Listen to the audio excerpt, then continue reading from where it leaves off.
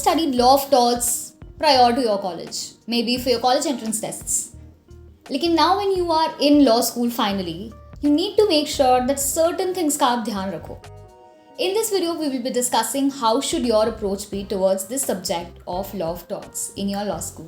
Hey everyone, namaste. My name is Ananta and I make videos on college life and self-help. In case these interest you, make sure you subscribe. हमें लगता है कि law of torts बहुत easy है, आराम से हो जाएगा, एग्जाम के एक रात पहले पढ़ के हो जाएगा. बट एक्चुअली आप सही कह रहे हो जाएगा. लेकिन बस ऐसा ही होगा कि आप एग्जाम पास कर लो. और क्या हमारा ये ही एक एम है कि हम सिर्फ एग्जाम पास करना चाहते हैं? Not really. There are a lot of exams in which law of torts is asked. ठीक है, it forms a part of the syllabus of these exams, especially बहुत common वाले जो हो गए वो हो गए जुडिशरी, यूपीएससी. इसमें substantial part होता है syllabus का law of torts. And we need to make sure कि हमारी approach ऐसी रहे law school में जब हम कोई भी subject पढ़ें कि वो हमारा साथ साथ उस competitive exam के लिए भी cover होता जाए. And we need to try to do that without sacrificing any important things and like the college life की भी चीज़ें enjoy करते हुए how should you study. That's what our approach is going to be in this video. That's what we're going to discuss in this video. अच्छा, तो सबसे पहली चीज़ जब हम law of torts पढ़ रहे हैं ये होनी चाहिए कि हमारे बेसिक्स क्लियर हो. ये ब्रॉड व्यू दे रही हूँ मैं पहले, ठीक है. सबसे पहले हमारे कॉन्सेप्ट, हमारा क्या मेन मोटिव है या क्या इस टॉपिक का सार है वो पता करना इम्पॉर्टेंट है. ठीक है, जब हमारे बेसिक्स क्लियर हैं फिर हमें मूव करना चाहिए. जब हमें पूरा कॉन्सेप्ट समझ आ गया है उसके बाद हमें मूव करना चाहिए कि क्या डिफरेंट प्रोविजंस हैं जो अट्रैक्ट हो रहे हैं. जैसे कि अगर हम नेग्लिजेंस की बात करें तो वी विल सी कि आईपीसी के कहाँ से अट्रैक्ट हो रहे हैं, क्रिमिनल नेग्लिजेंस कहाँ हो रही है, सिविल नेग्लिजेंस कहाँ हो रही है, क्या प्रोविजंस दिए हुए हैं लॉ के इंडियन लॉ में.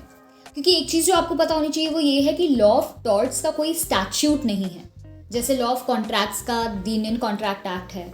जैसे क्रिमिनल लिटिगेशन में हम पढ़ते हैं तो हमारा सीआरपीसी और हमारे पास आईपीसी है. जैसे कॉन्स्टिट्यूशन में हमारे पास द कॉन्स्टिट्यूशन ऑफ इंडिया है. लॉ ऑफ टॉर्ट्स में we do not have something called the law of torts या द लॉ. तो टॉर्ट्स का कोई स्टैट्यूट नहीं है हमारे पास.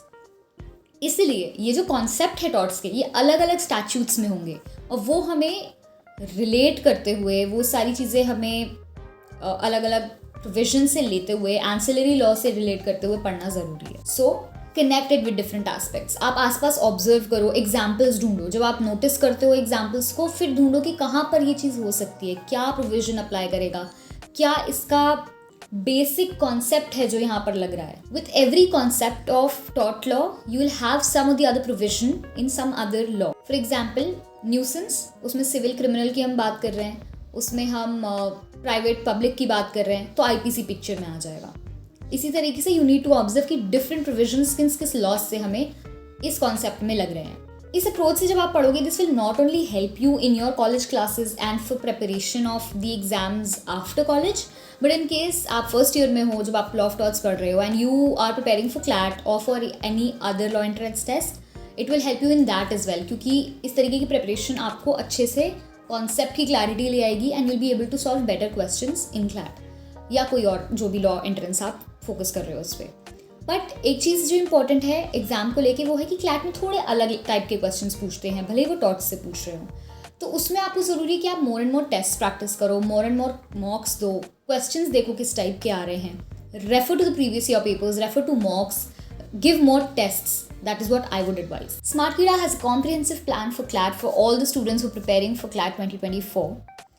You get a lot of different features in SmartKida's plans. On the screen are flashing the different test series and different plans that they provide. For all those students who seek mentorship, SmartKida has its YouTube channel which has the complete course for CLAT preparations, which is linked in the description. You can refer to it. They also have people in their team who themselves have cracked CLAT and other law entrance exams, so they'll help you and be a very good guide for all of you. You can use this coupon code ANANTA to get extra discounts. SmartKida brings to you everything that you need to crack CLAT, be it mentorship, mocks or coaching. Make sure you check it out. The links are in the description. Alright, so when you're beginning, the first reference for studying the subject वो क्या होना चाहिए? तो I will not suggest any book or any commentary. It could be anything, ठीक है?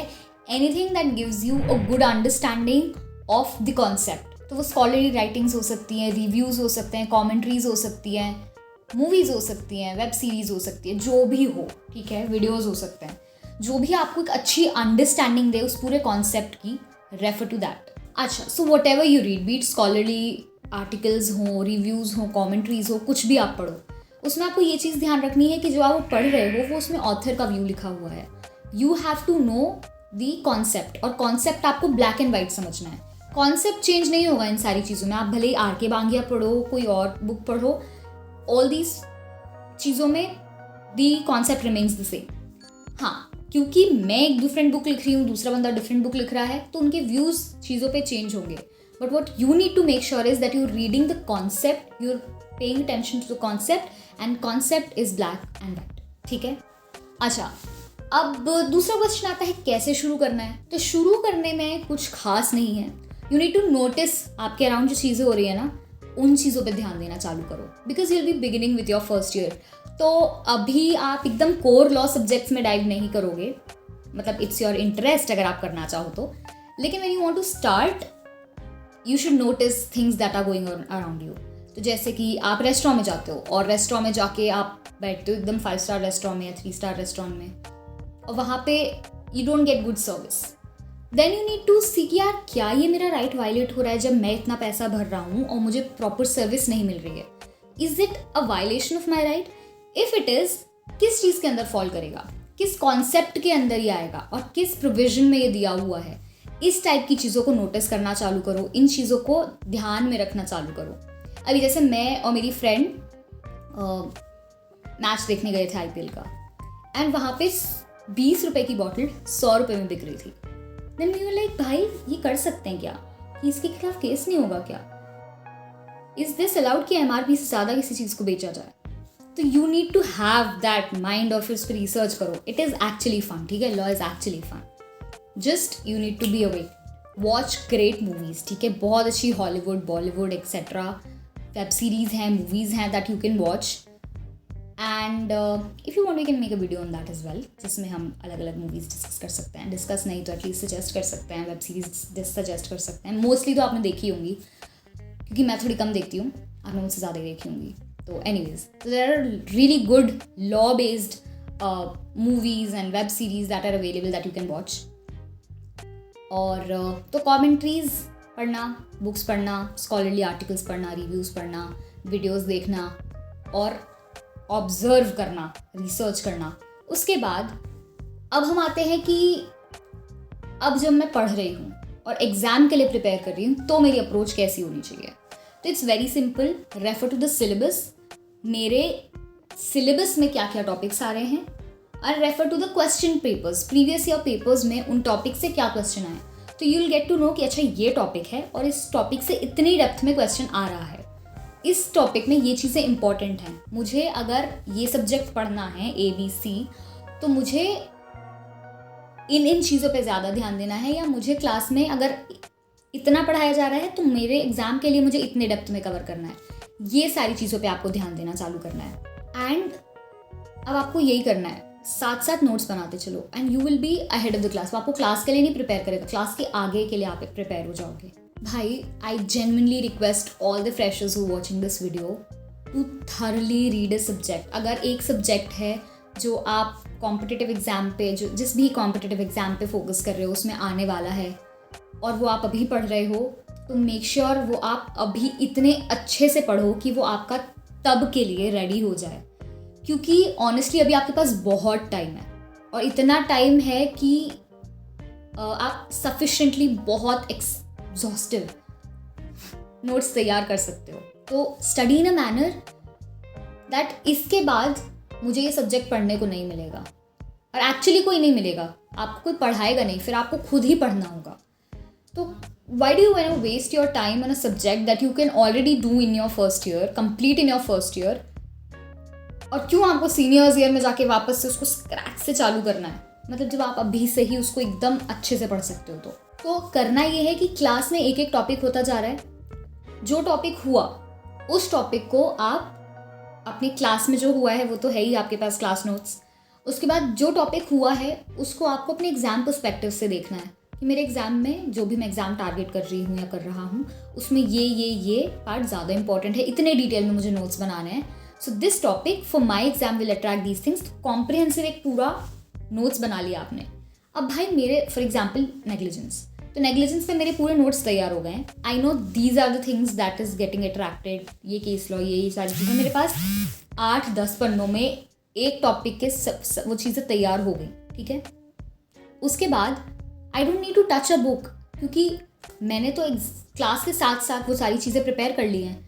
And जब भी अब मुझे पढ़ना होगा आगे, जब रिवाइज करना होगा मेरे कॉम्पिटिटिव एग्जाम के लिए, you can just refer back to those 5-10 pages for that topic and you will be done. क्योंकि आपको कोई बुक्स टच नहीं करनी पड़ेंगी. इस तरीके से पढ़ो. I am genuinely telling you, अगर आपने ऐसे कर लिया ना, मैं लिख के दे रही हूँ, बहुत बड़ी बात हो जाएगी. ठीक है, you will thank me for that. Honestly आप अगर सीनियर्स से भी बात करोगे ना, जो प्रिपरेशन कर रहे हैं किसी भी एग्जाम की, कि उनका बहुत रिग्रेट होगा कि यार जब हम साथ में प्रिपेयर करते थे ना तब और अच्छे से पढ़ सकते थे. बिकॉज बहुत टाइम मिल रहा है हमें लगता है कि हमें टाइम नहीं मिल रहा है, कॉलेज में टाइम नहीं मिलता, आगे बिल्कुल भी टाइम नहीं मिलेगा पढ़ने का. आपको फिर सारी चीज़ें एक साथ पढ़नी पड़ेंगी. अभी एक करके चल रहे तो उन चीज़ों को अच्छे से कवर करते चलो. That's what I would say. इस वीडियो को बनाने के लिए और भी जो सीरीज आ रही है पूरी, उसमें जो वीडियोस मैंने बनाए हैं, I talk to the teachers of the subjects और उनसे मैंने कुछ चीज़ें पता करी हैं. तो one mistake that they notice is कि क्लास में जो हुआ है बस उतना हुआ है, उसके अलावा कुछ और नहीं पढ़ते. तो the one thing that they've suggested is come out of the class. You need to do what is done in the class, but you need to study extra as well. If there are 5 case laws in one subject जो आपको class में कराए हैं, तो it is not कि आप बस वही 5 केस करोगे. ठीक है, वो teacher give the teacher also something extra. आप सिर्फ, और क्या होता है ना, मैंने कोई नोट्स बनाए, मैंने अपने फ्रेंड को दिए, मेरी फ्रेंड ने पूरे बैच को दिए, मतलब वो धीरे धीरे बैच में बढ़ जाते हैं. और अब मैंने जो ABC पॉइंट्स लिखे थे वही ABC बच्चा पेपर में लिख के आ जाएगा. That's what they said. ठीक है, टीचर्स सेड. तो उनके लिए कोई डिफरेंस नहीं होता. Nobody gets any brownie point. और आप कुछ एक्स्ट्रा ऐड नहीं कर रहे हो तो टीचर को भी बहुत इंप्रेसिव नहीं लगता है. दूसरी चीज़, क्लास से एक्स्ट्रा पढ़ो. उसके अलावा दूसरी चीज़ ये है कि give more and more examples. Because torts में आप प्रोविजंस अगर आपको आते तो आप लिख सकते हो, लेकिन if you do not know, use more and more illustrations, more and more of examples.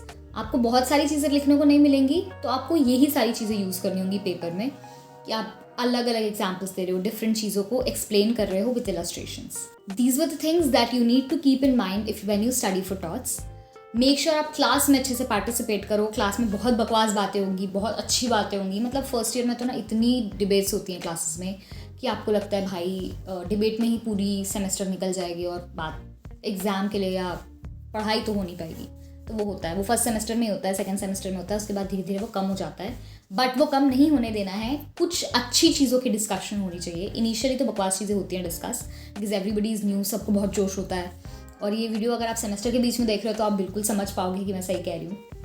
लेकिन ठीक है, तो वो होता है. एंड आप भी उसका पार्ट बनो. क्या बकवास कर रहे हैं करके वो करने की ज़रूरत नहीं है. ठीक है, कोई बात नहीं, but you give something valuable in the class. नहीं, क्योंकि you need to improve yourself. बाकी लोग बाहर में जाएं, आपको अपने आप के ऊपर फोकस करना बहुत ज़रूरी है. और वो तभी होगा जब आप अपने आप को अपने कंफर्ट जोन से बाहर धकेलो. मेरे साथ बीच में बहुत हुआ है कि मैं क्लास में नहीं बोलूँगी, थोड़ी सी हेजिटेट हो जाऊँगी, लेकिन आई रियलाइज्ड टाइम एंड अगेन कि बहुत ज़रूरी होता है आप अपने आप को ज़बरदस्ती फोर्स करो. क्योंकि जब आप फोर्स नहीं करते हो ना, तो फिर आपका दिमाग कहीं और चलने लगता है. सो मेक श्योर आप क्लास में अच्छे से ध्यान दो. जो भी चीज़ें मैंने वीडियो में कवर करी हैं वो आपको हेल्पफुल लगे. I hope. अगर मैंने कुछ मिस किया है तो आप कमेंट करके मुझे ज़रूर बताना. अगर आपको लगता है कि कुछ और टॉपिक्स पे वीडियोस आ सकते हैं तो please let me know. We have some bunch of videos coming जो फर्स्ट ईयर्स के लिए टारगेटेड हैं. आपको सेकेंड या थर्ड सेमेस्टर में भी काम आएंगे. तो if they interest you, in case they are of your interest, make sure you subscribe. And with that, we come to the end of the video. Thank you so much for watching. I'll see you in the next video. Till then, keep watching. Namaste.